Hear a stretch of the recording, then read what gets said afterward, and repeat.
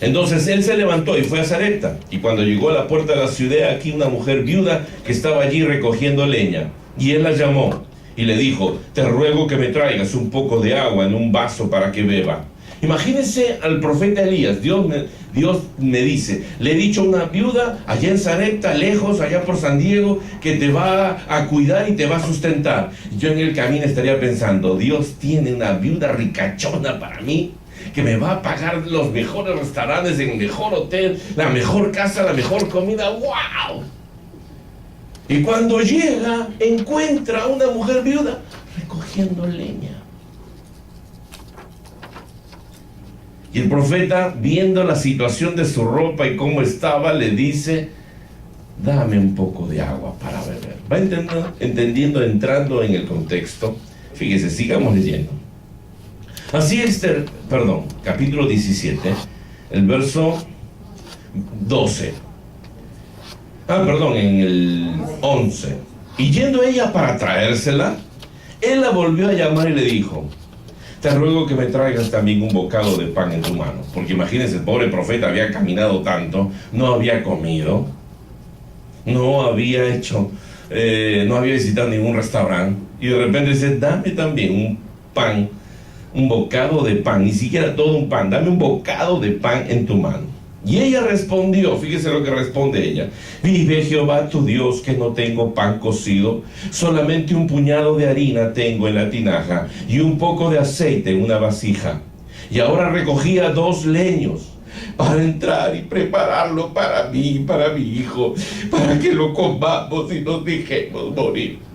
Porque yo me imagino así como lo diría la viuda, yo no lo leo así nomás normal. Yo me imagino ya con el sentimiento de muerte. ¿Usted se imagina llorando la viuda diciéndole: me voy a morir y tú me estás pidiendo pan? Mira cómo estás gordo, rechoncho, y me estás pidiendo mi pan. Elías, ¿qué le dice? Verso 13. Elías le dijo: no tengas temor. Lo primero que una persona tiene cuando tiene deudas es miedo, tiene temores. Ya no tienes la seguridad, porque tú sabes que le debes a alguien o que tienes una deuda. Le dice: no tengas temor, ve y haz como has dicho. Y ahí está la fe, fíjese. Pero hazme a mí primero de ello una pequeña torta cocida debajo de la ceniza y tráemela. Y después harás para ti y para tu hijo. ¿Usted se imagina la cara de la viuda? Para ti primero. Claro, qué vivo que eres. Y tú sigues vivo y nosotros nos morimos. Pero fíjese lo que sigue diciendo el profeta. Le dice: porque Jehová, Dios de Israel, ha dicho así. No está hablando él porque le da la gana, está hablando por la palabra de Dios. Porque Dios le dijo: la harina de la tinaja no escaseará, ni el aceite de la vasija disminuirá, hasta el día en que Jehová haga llover sobre la faz de la tierra.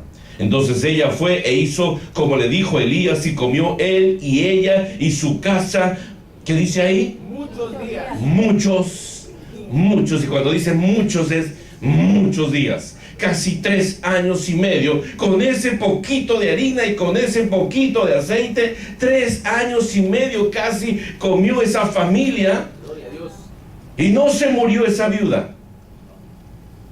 Tal vez tú tienes sueldo mínimo, hermano. Tal vez tú estás ganando $9 la hora, porque ya te aumentaron, ¿no? Aquí en California. Tal vez tú estás sufriendo esta situación porque mucha gente tal vez que nos ve por Latinoamérica y nosotros mismos pensamos en Estados Unidos y viven, allá crecen los dólares de los árboles. Como son verdes los dólares, creemos que crecen los árboles y que uno nada más los estira y los saca. Pero cuesta ganarlos. ¿Y cómo cuesta? Maltratos, sufrimientos, injusticias, enfermo, igual tienes que ir a trabajar. Y si no te gusta, te dicen algunos: mírame, allá está la puertita. Toma tus cositas y let's go. Vamos a trabajar en otro lado. ¿Cuándo le han pasado esa situación? Pero Dios dice, si tú inclusive le das a Dios primero, aún eso poco te va a ser tan redituable, tan rentable para tu vida, que te vas a asombrar que Dios va a proveer abundantemente y nunca te faltará nada. Pero esa decisión es tuya cuando lo asumes por la palabra de Dios, cuando tú conoces la palabra y quién lo dice. Porque tal vez tú dudarás de mi palabra, y está bien que dudes de mi palabra. Algunos dirán, ¿cómo que, pastor, está bien que dude su palabra? Sí, tú dudas de mi palabra, pero cuando yo te digo algo que está en la palabra de Dios, ya no es mi palabra, es la palabra de Él. Amén. Y por eso Dios dice, probadme en esto, dice Jehová. Dios te desafía y te dice, pruébame. Es la única vez que Dios nos permite probarlo, porque Él sabe que tú crees que Dios te puede sanar. ¿Cuántos creen que Dios tiene poder para sanarnos? ¿Cuántos creen que Dios te va a llevar al cielo? No hay problema con eso. Pero cuando yo te digo que Dios te va a prosperar, la gente dice, ¿a poco?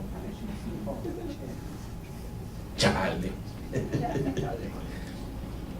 ¿Usted cree, pastor?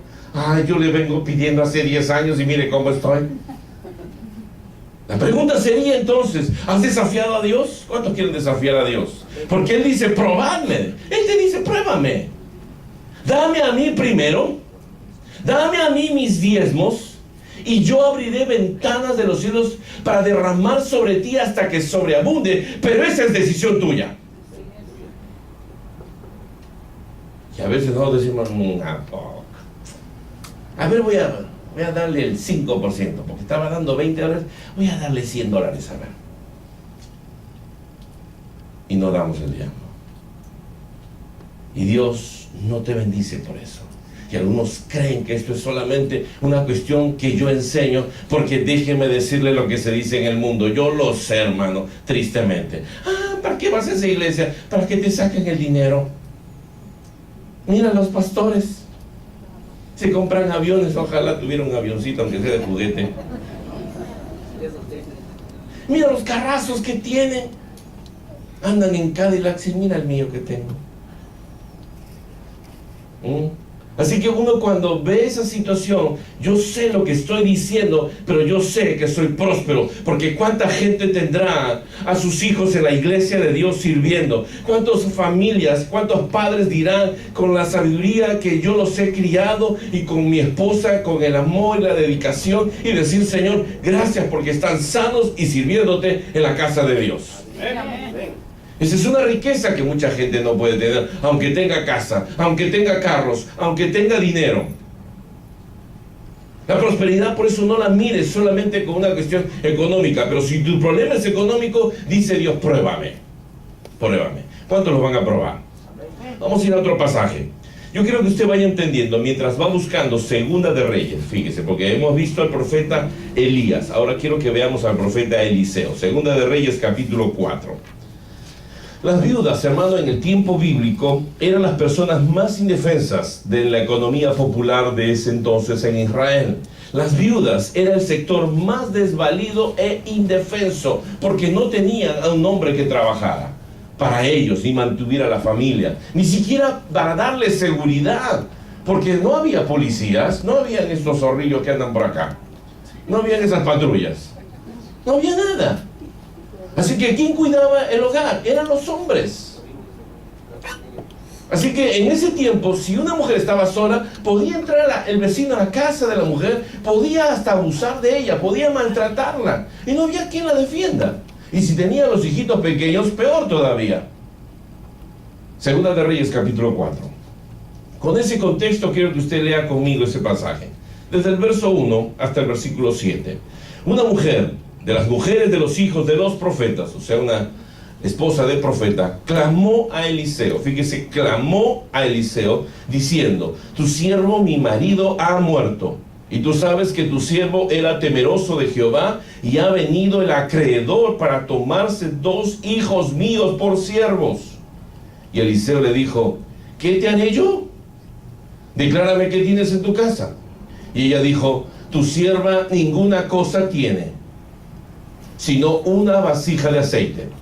Él le dijo, Ve y pide para ti vasijas prestadas de todos tus vecinos, vasijas vacías, no pocas. Entra luego y enciérrate tú y tus hijos y echa en todas las vasijas, y cuando una esté llena, ponla aparte. Y se fue la mujer y cerró la puerta, encerrándose ella y sus hijos. Y ellos le traían las vasijas y ella echaba del aceite. Cuando las vasijas estuvieron llenas, dijo a un hijo suyo: traedme aún otras vasijas. Y él dijo: no hay más vasijas. Entonces cesó el aceite. Vino ella luego y lo contó al varón de Dios, el cual dijo: ve y vende el aceite y paga a tus acreedores, y tú y tus hijos vivid de lo que quede. Fíjese la bendición de Dios. Pero este pasaje leído así es una linda historia por el final, pero tiene grandes enseñanzas para nosotros, que lo que quiero que usted vea conmigo en esta mañana rápidamente. En primer lugar, cuando nosotros tenemos problemas, porque en el versículo 1 usted va a darse cuenta que la mujer en primer lugar era viuda, tenía una condición económica entonces muy débil y muy pobre. Representa un asunto de desprotección, desamparo, desvalía.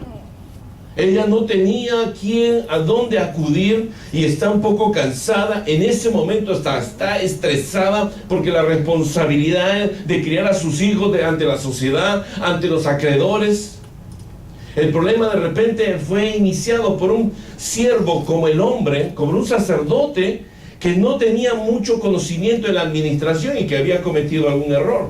Sin entrar a juzgar a aquel hombre que murió y que dejó esta deuda, tal vez uno diría: pero qué irresponsable, cómo dejó deudas a la mujer. ¿Por qué no pagó antes de morirse? ¿Quién está seguro de la muerte? ¿Cuándo saben ustedes cuándo se van a morir? Uno no está programando el día de su muerte. Le sorprendió de repente a un hombre joven. ¿Cómo murió? No sabemos. El hecho es que murió dejándole una deuda a la mujer. Ahora la mujer está estresada. Pobrecita, cuando esto ocurrió, lo que más anhelaba esta mujer era encontrar un pariente que la ayudara. Pero a veces los parientes, cuando te ven así en esa situación, ¿qué hacen? No contestan el teléfono, desaparecen milagrosamente de Facebook, los correos electrónicos, telegramas, paloma mensajera, mensaje de humo, nada contestan. Se los tragó la tierra. Ahora, cuando tú tienes plata, ¿qué pasa? Es mi cumpleaños, así que todo el mundo viene, sí, porque sabe que tienes plata. Vas a dar de comer, de tomar, va a haber un pachangón ahí, tremendo, y usted sí va. Pero cuando uno no tiene plata, hasta el perro nos abandona. No, creo que no. Se va, pero para ir a comer a otro lado. Ahora, cuando usted ve a esta mujer, ve un problema económico. Quedó endeudada. Que una mujer viuda, que ya era malo, pero que quedara endeudada era peor todavía. Sin nadie que le ayudara. Nos llama por eso a mí poderosamente la atención la declaración de esta viuda, que se dirige al profeta y le dice: tu siervo, mi marido, ha muerto. Como si Eliseo no sabía de este siervo sacerdote. De repente, cuando está hablando, le dice: pero él era temeroso de Jehová. Ella está informando que el acreedor también le dice: y el acreedor a quien nosotros le debemos ahora ha venido a llevarse a mis hijos. Tengo un problema duro. Estoy debiendo al IRS. Estoy debiendo las tarjetas de crédito, pastor. No he pagado el mortgage. Encima estoy debiendo 2 cuotas del carro. Ya va a venir el gordito ese de... ¿cómo se llama? Ripa. Operación Ripa, y me va a quitar el carro. ¿Qué hago, pastor? Dígame. ¿Y tu familia? Pastor, mejor ni cuento con ellos. Como si no las tuviera. ¿Nos hemos sentido alguna vez así? Hemos estado en ese proceso de crisis, tal vez no al extremo, pero de repente en algún momento nosotros hemos estado así. Algunos teólogos sostienen que el profeta a quien se hacía referencia era el profeta Abdías.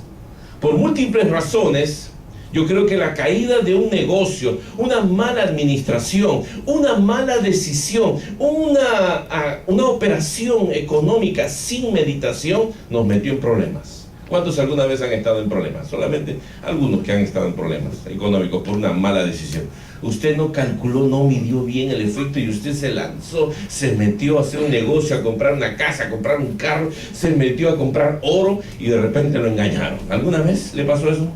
¿Cuántos les ha sucedido un problema económico en la vida? No estamos exentos por alguna mala decisión, una mala inversión, haber creído a una persona, haber usado mal la tarjeta de crédito, y por eso le digo yo, hay que hacerle una cirugía plástica. A ese plástico que nos condenó tanto, agárralo, mira, ya le haces con la tijera. Va a ser la mejor decisión que vas a hacer, porque no te va a dominar, sino que tú debes dominar esa tentación. ¿Y para qué tener tentación si hay un montón de tentaciones? Mejor elimínala. ¿Cuántos de nosotros hemos pasado por situaciones así? Bancarrota. Este gobierno todavía nos permite a veces hasta meternos a bancarrota, y algunos nos metemos. ¿Y después cómo salimos? ¿Ya me entendiendo? En una ocasión estuve leyendo lo que muchas personas que no administran bien y las tarjetas de crédito, y me quedó eso. Decía en una revista, hágale una cirugía plástica. Y yo decía, bueno, como ustedes, me interesó y leí el artículo, y era, la mejor cirugía plástica es cortar el plástico que usted tiene. La segunda cosa que veo es que cuando una persona tiene deudas, tiene problemas socioafectivos, porque cuando uno está con deudas, uno tiene problemas económicos, uno no duerme bien. ¿Cuántos duermen bien cuando tienen problemas económicos? Cuando usted pone la cabeza en la almohada, ¿qué está pensando? ¿Cómo le pago? ¿Ahora cómo hago? ¿Cómo hago? Y vuelta para aquí, parece milanesa, vuelta para allá. Parece un pollo del pollo loco, veo que da vuelta y todo, vuelta, vuelta y vuelta y vuelta, y no encuentra solución. Se levanta, está tomando desayuno y ¿qué está pensando? ¿Y ahora cómo hago? Está manejando y está pensando, usted está escuchando su radio y usted está pensando, ¿cómo hago para pagarle? Alguien le habla y usted está tenso, nervioso, contesta mal a sus hijos, contesta mal a su esposo, contesta mal a su suegra, contesta a su patrón, a quien se le cruce, lo trata mal. ¿Por qué? Porque vive tenso. Está como esclavizado, atado a esa persona o a esa institución a quien le debe. Y usted lo sabe. Y sabe también que no puede pagarlo fácilmente. Así que efectivamente usted está teniendo problemas. No busque, solo escuche este pasaje que dice en Éxodo capítulo 22, el verso 22 al 24. Dice así: a ninguna viuda ni huérfano afligiréis. Porque si tú llegas a afligirles y ellos clamaren a mí, ciertamente oiré yo su clamor. Fíjese lo que dice. Y mi furor se encenderá y os mataré a espada, y vuestras mujeres serán viudas y huérfanos vuestros hijos. Fíjense a qué grado de iniquidad habían llegado los hombres y ese acreedor contra aquella viuda, inclusive esposa de un sacerdote, de un profeta. No les importaba. Hay gente que no les importa la palabra de Dios, pero a nosotros nos debe importar. Y lo que yo quiero que tú marques esto, es que la viuda tenía que clamar, no a la viuda que estaba muda, que sufría en silencio. Basta de sufrir en silencio. Dios dice, pídeme y te daré.